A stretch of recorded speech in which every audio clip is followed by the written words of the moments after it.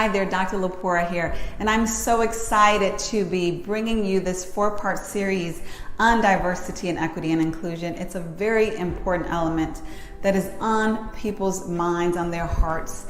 And so today we're specifically looking at a diversity, equity, and inclusion maturity model that I developed. And the reason why I thought this was so important is because a lot of organizations, a lot of top powerful leaders are really confused regarding how to approach diversity, equity, and inclusion, and they're a bit overwhelmed by the ocean.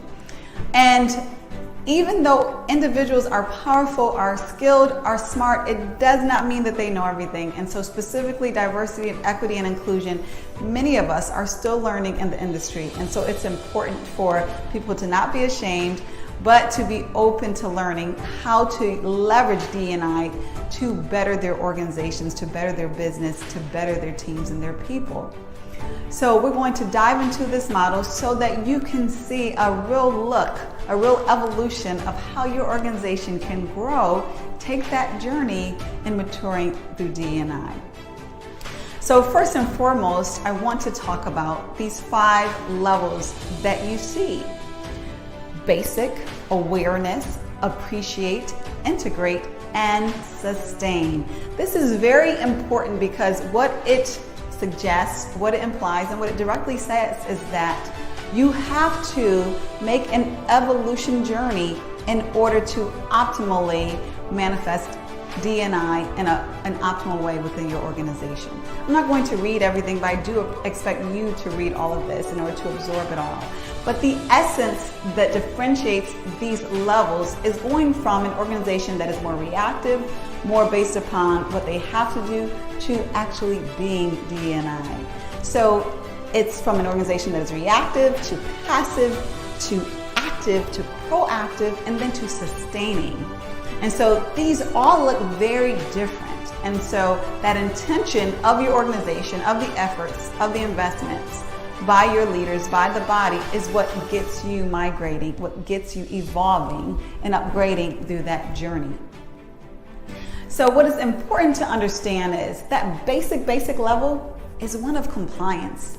It's that organization, and we all know that organization is the traditional 80s organization that does what it has to do in order to not get sued, quite frankly, in order to increase liabilities. And so they're going to dot their I's regarding what those government regulations are, but that's where the buck stops because that is all they're interested in and that's what they see the requirement as being.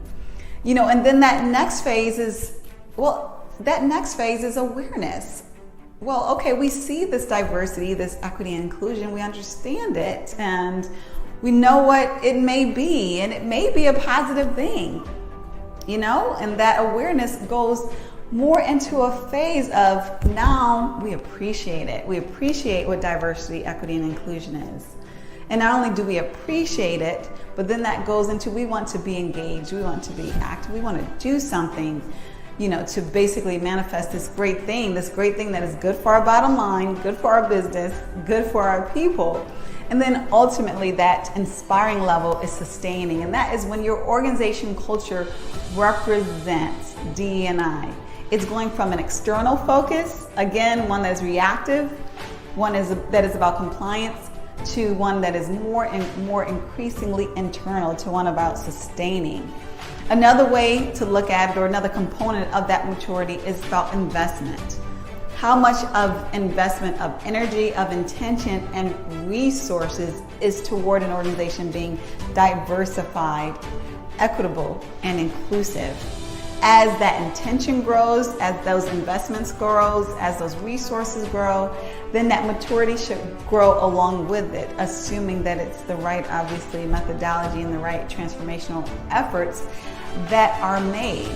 But at the end of the day, it is an approach that is from an external perspective reactive to one that may include bringing in external professionals and consultants, then to one graduating to internal resources, and then ultimately one that is diverse, one that is equitable, one that is inclusive.